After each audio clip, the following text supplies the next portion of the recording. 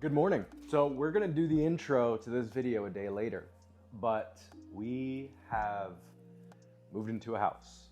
It's kind of surreal, very blessed, very thankful to be out of apartment life. We recently just bought a house maybe 25 minutes northwest of where we were previously living. And we've just been setting up the past couple of days, and I figured I would give you guys a little tour around, but yeah, this is the place. Say hi to the pug. He's on camera now. Okay. This is our little living room area. Got a nice little swing in the backyard to read like an old man. This is the upstairs. I'm not kidding, I went upstairs to go grab my camera, or rather I went outside to go grab my camera. And as you can imagine, this is not the most dexterous, athletic dog specimen you've ever seen. And he can't get downstairs very easily, both physically and visually. He's not in the best shape as he once was. And I come back inside and I'm like, where's the pug? And you can hear, obviously you guys can see there's not much moved in yet, but you can hear his footsteps on this tile, right? And I look up and there he is, just hanging out at at the top of the stairs, unable to get down. And he's slipping and sliding all over the wood, just like, yeah, I made this mess. I came up here, but I am not going to come down. So this is the kitchen, obviously. That was one of the things that we immediately gravitated toward in this house. You know, I am very into cooking, very into eating. And yeah, just having a big kitchen space was huge. So I apologize for my absence. I think I mentioned this in the next part of the video, which is me at the gym, but I was missing a microphone. Oh, we're in manual focus. Let me fix that real quick. Let's go back to it. There we go. Yeah, I had lost my Rode mic. I got a DJI mic now. They're so much tinier, cheaper, more convenient. I'll probably say that later on in the video anyway. Yeah, we're sitting at about 18 weeks out from the next comp. Figured I'd give you guys an update on where we're at. Body weight has had a few days up at 92 kilos, which is 10 kilos up from the beginning of April. Big gains. A lot of it probably not muscle, I won't lie. Definitely getting a little soft, which is what will prompt an aggressive 2-week cut after this week. Hopefully to lose a few kilos. I think that will be very doable with really no reduction in strength for multiple reasons. And we will resume the bulk going into competition. But it's been good. You know, I say I've gained 10 kilos, but realistically, that 82 that I was coming out of Lent with is not representative of where my body would naturally sit, right? I'm usually like an 86 to 87 kilo lifter. So, you know, it's been about 6 kilos, which still in 3 months is a significant amount of weight, but it's certainly not 10 kilos in the strict sense. But yeah, body's been feeling good. I've definitely put on tissue in certain areas, but you know, the goal obviously is to just get as strong as humanly possible. So we're ramping up the specificity. Deadlifts are already starting to feel a bit better, and you know, they have to, because we're gonna have to make some changes to bench just based on how the bench rules have been employed, which means that as we're moving up, we really need to capitalize on this extra body weight for the squat. And I'm certain that I will be able to squat over 7, especially in this weight class. I mean, I felt like I could be able to do it as an 83. So with the extra body weight, there's no reason why it can't be done. But we have to really push into the 7s. It needs to become a thing, honestly, where, you know, when I was once, I know if you've been following this long, kudos to you. I was once one of the best squatters in the 83s, and I think we need to reestablish that in the 93s, which I think we can. We just got to stay healthy. We have to, you know, take the time to actually groove good technique. I think it's one thing when you're in the same weight class and you're kind of plateaued to kind of just say, you know, I'm going to do what has historically worked. It's maybe not worth sort of retooling a lift. But I think as I'm going up, as leverages change, as strength is changing, I can't sacrifice a standard of performance. I really need to make sure that we are moving in a pristine fashion. So I'm gonna go back to tomorrow and you guys are gonna see today's session. See you in a bit. Clean it up.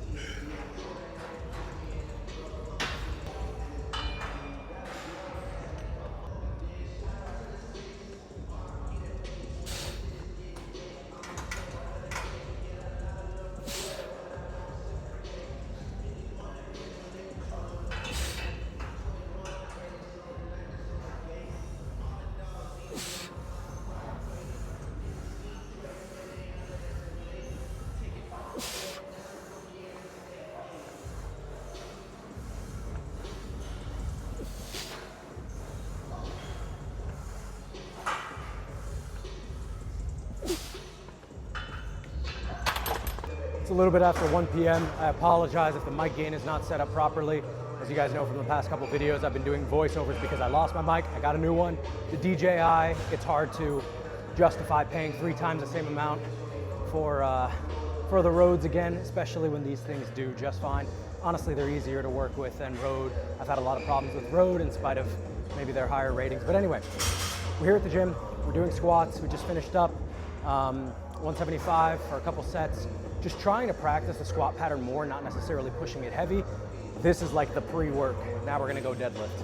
I'm training a bit earlier than I normally have been, and honestly need to do that going forward because one of the things that I've noticed is that the fluctuations I have in just how filled out my waist is drastically alter how I feel in the gym, both in terms of just endurance, like just feeling like a heavier individual, but then also belt tightness. I've always been very particular about the belt tightness I wear, where even if I feel a bit restricted, I always wear the same notch. Now that I've gained the weight that I have, I can't justify that anymore, but I need to have a reasonable tightness. And last session, I think I was so heavy by the time I was training that it just felt like I was being obstructed by the belt. So thankfully we were able to avoid that today, training only with 1 meal, but given how well I'm fed, don't need to really eat much more. We're gonna move on to deads now, and yeah, 18 weeks out. We've got to get to work. We've got to get to work. Commit to the hook. Good wedge.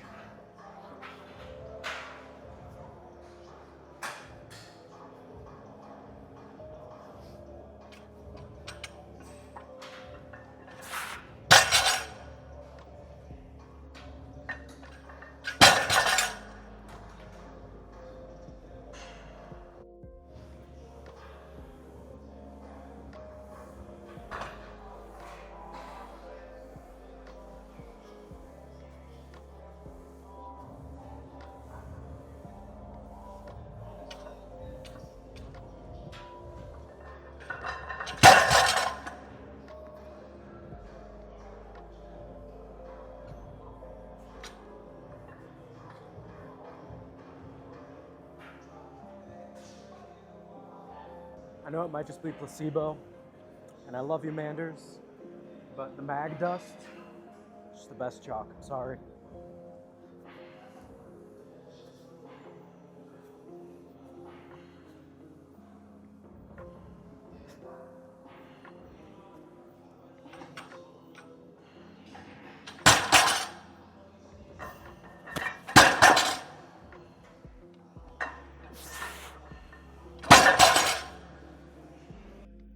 So I have not been pausing deadlifts very much, and the times that I have, the pause quality has been pretty bad.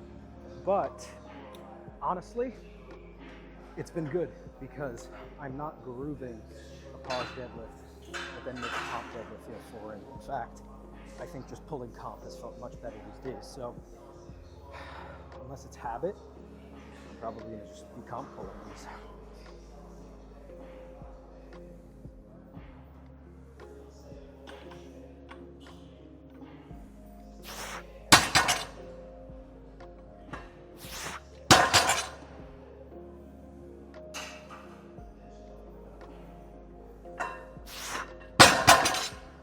Song's a wizard. Well, tore a callus there, so that's going to be the end of hook grip for today.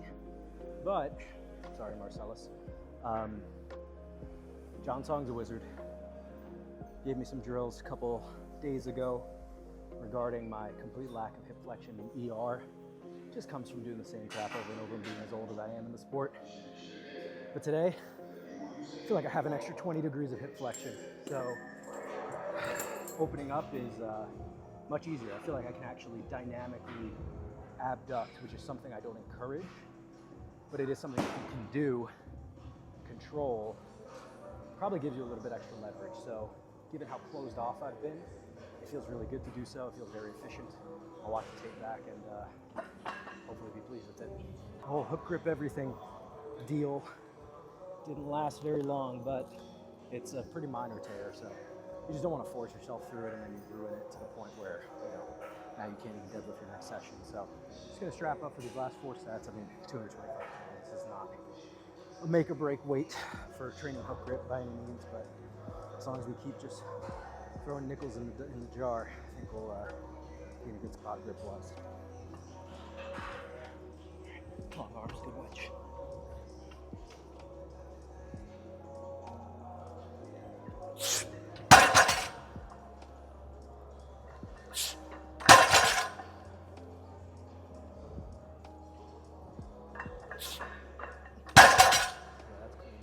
Forward movement of the bar.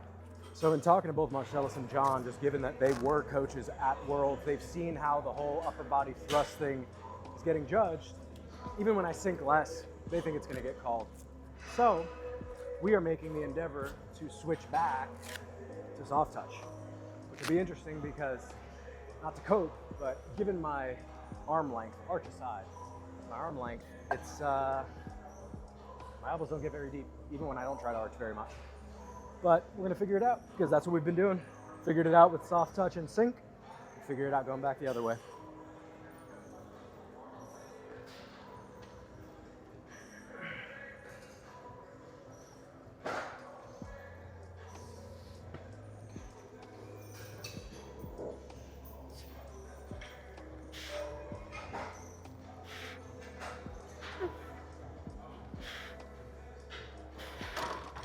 I think a huge part of this rule, unfortunately, is that benches get judged before the bar even goes anywhere. It's kind of like what Angelo has said, and I've said this too. It's like, if the bench looks dumb, they're gonna keep an eye on it, and if it doesn't look dumb, they're probably not even gonna pay attention. So part of that is foot position. And I've always put my feet way out in front of me, so I'm gonna just play around with them being a little bit more underneath, which feels kind of strange.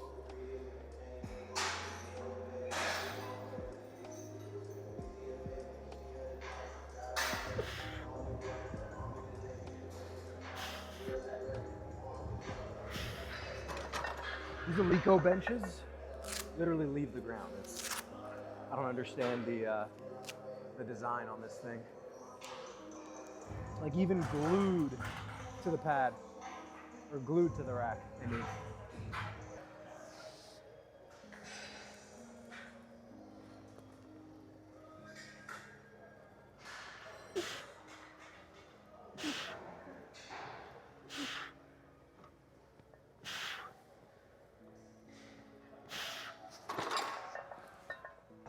Really don't like how that last set looked. I don't know if I'm just not getting enough arch from the right places. I wonder if that's the issue. Let's try something else this time.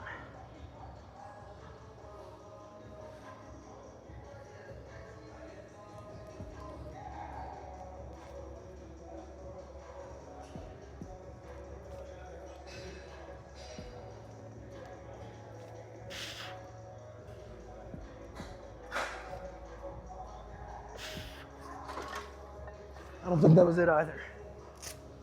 I also feel super schizophrenic with this equipment right now because I feel like the bench is crooked.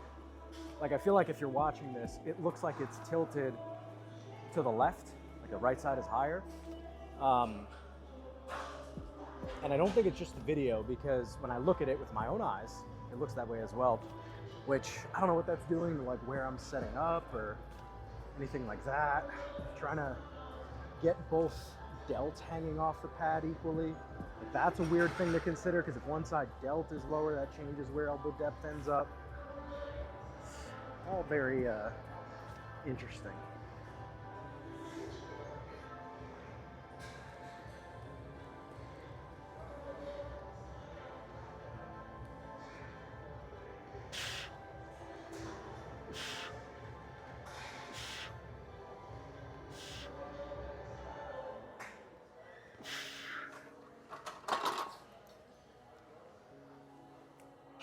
right, so this will be the final set of 4. It's 160 kilos. I've not soft touch weight anywhere near this in years. I think the last time I probably even touched this on 160, or rather with soft touch, probably, I don't know, March of 2023? 2024 rather? Yeah, 2024. So just whack myself in the face with and pretend that didn't happen. All right, so let's clean this up. Let's keep the pecs intact. Let's do it.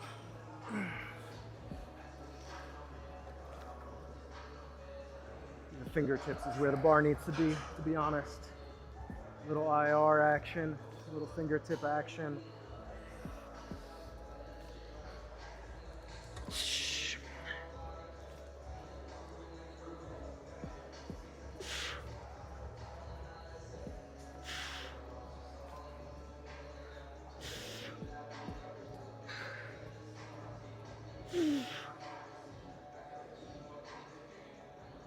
Yeah, man, that just feels foreign.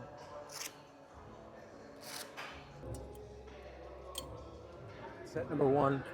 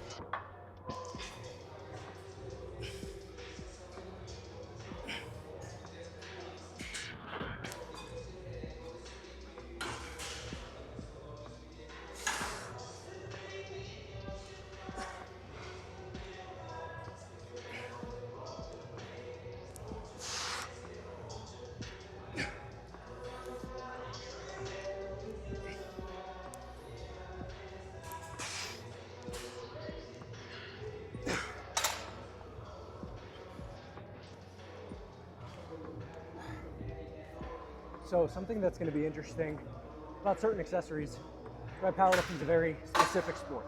It's very specific movements that everybody does in a very specific way. I don't know any other way to really put it. But the point is there are certain accessories that you're going to end up doing that will have direct carryover to your technique on a main lift. A single arm lat pullover is an example, because that sort of shrink wrapping the shoulder blade around the rib cage and getting that length out of the arm and the posterior expansion is something that you probably get better on this exercise than any bilateral row, any pull down. And this is going to carry over to better expansion, better arm length, better slack pulling on the sumo deadlift. And I found whenever I've removed this and opted for more stabilized, heavy barbell rowing, dumbbell rowing, chest supported rowing exclusively, my ability to create arm length goes down. So food for thought. All right. Second set and last set. Failure.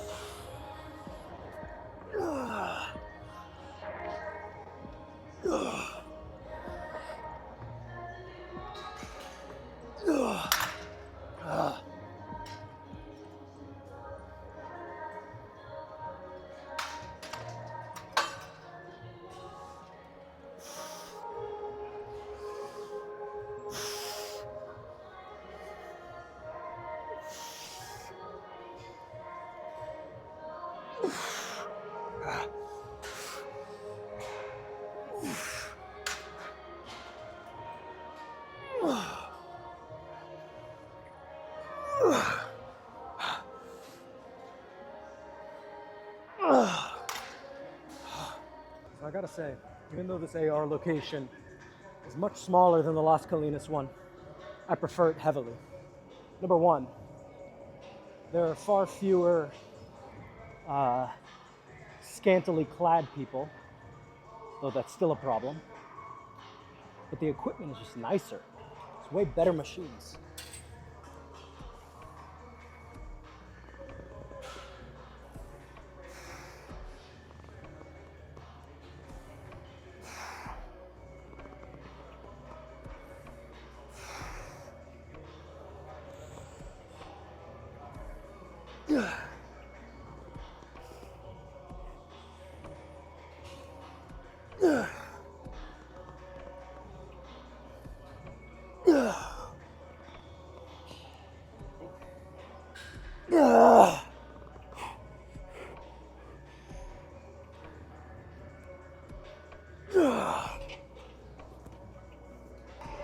I don't know if I can match that last set. I sent it, but we'll do what we can.